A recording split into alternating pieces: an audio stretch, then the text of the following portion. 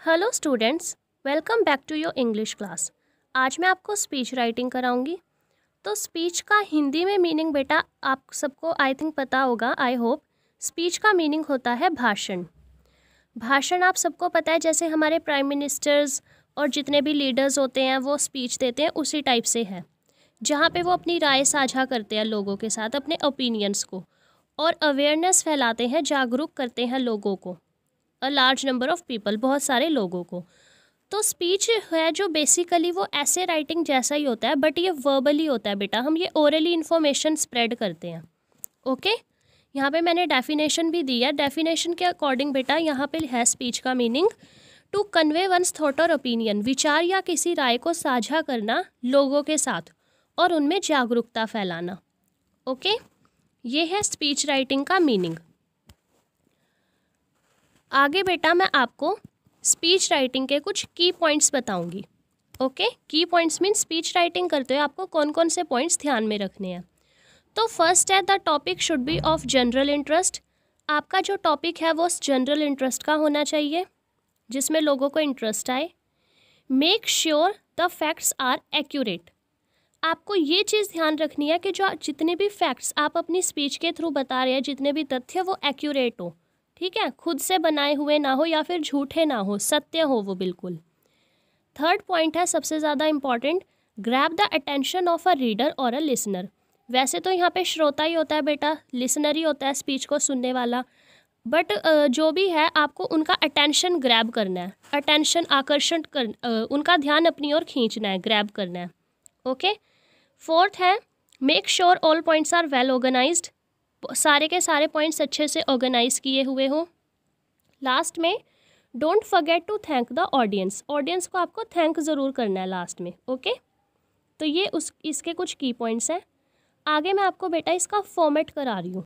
Okay, तो format में आपको 3 चीज़ें ध्यान रखनी है। First is introduction. इंट्रोडक्शन में आप उसका इंट्रोड्यूस करेंगे टॉपिक से रिलेटेड। देन मेन बॉडी, उससे रिलेटेड सारे फैक्ट्स आ जाएंगे, उसके हार्मफुल इफ़ेक्ट आ जाएंगे या फिर उसके जितने भी पॉजिटिव पॉइंट्स हैं वो सब आ जाएगा, उसके बारे में एवरीथिंग मेन बॉडी में। लास्ट है कंक्लूजन। कंक्लूजन का मीनिंग होता है बेटा निष्कर्ष। मीन्स उस टॉपिक के थ्रू आपने जो अवेयरनेस लोगों के बीच फैलाई, अपनी राय दी, ओपिनियन दी, तो उसका निष्कर्ष क्या है। ओके, यहाँ पे उसका आउटकम आ जाएगा, रिजल्ट आ जाएगा, निष्कर्ष आ जाएगा। आगे मैंने आपको स्पीच राइटिंग का एक एग्जाम्पल दिया हुआ है बेटा। क्वेश्चन आप सारे देखेंगे। Write a speech in about 150 to 200 words on environmental pollution. पर्यावरण प्रदूषण के ऊपर आपको स्पीच देनी है, which you have to deliver during morning assembly in your school. अपने स्कूल में मॉर्निंग असेंबली के दौरान। ओके, अब मैं आपको ये समझा रही हूँ। स्टार्टिंग में बेटा आ जाएगा, respected principal, teachers and all my dear friends. जिसको आप ये स्पीच दे रहे हो, जिसके लिए स्पीच डिलीवर कर रहे हो, उनको आप पहले गुड मॉर्निंग करोगे, उनका नेम बोलोगे, डायरेक्ट स्पीच स्टार्ट नहीं करनी। Then today I am going to speak on topic environmental pollution. आज मैं आप सबको एनवायरमेंटल पोल्यूशन के ऊपर बताने जा रहा हूँ, जो बहुत ज़्यादा सीरियस प्रॉब्लम है, जो पूरा वर्ल्ड इस टाइम फेस कर रहा है, पूरी दुनिया। The ट्रेमेंडस increase in population. ट्रेमेंडस का मीनिंग होता है बेटा बहुत तेज़ी से जो जनसंख्या बढ़ रही है, पॉपुलेशन इंक्रीज हो रही है, is the root cause of all kind of pollution. यही रूट काउज है, मेन रीज़न है पोल्यूशन के इंक्रीज होने का, बढ़ने का। More people are on the earth, more people on this earth. ज़्यादा लोग जितने अर्थ पे है, उतना ही वेस्ट मटेरियल ज़्यादा क्रिएट होगा।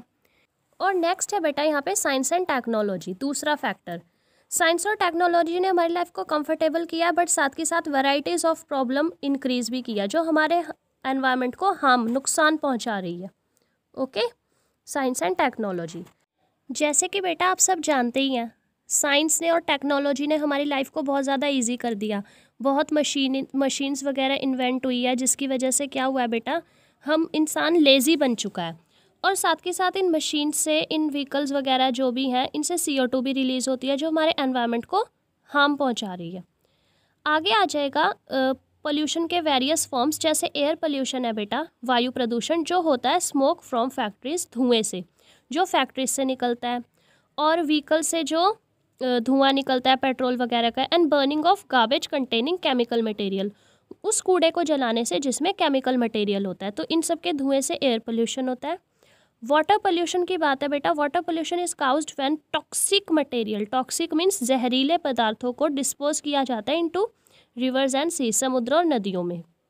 सॉइल पोल्यूशन के बारे में बताया हुआ है, soil pollution is result of incorrect method of waste disposal, means जब वेस्ट डिस्पोजल को, बेकार चीज़ों को, व्यर्थ पदार्थों को डिस्पोज कर दिया जाता है इनकरेक्ट मेथड से, ज़मीन पे ऐसे ही कूड़ा फेंक दिया जाता है।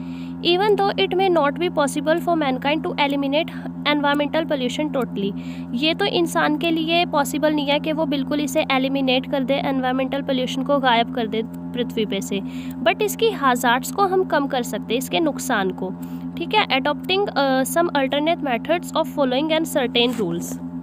जैसे कि बेटा एज यू नो कि हम इसकी हाजार्ड्स को थोड़ा कम कर सकते हैं कुछ अल्टरनेट मेथड्स को यूज़ करके, जैसे पोल्यूशन कम करना, नदियों में कूड़ा ना बहाना, पोल्यूशन नहीं करना, ठीक है।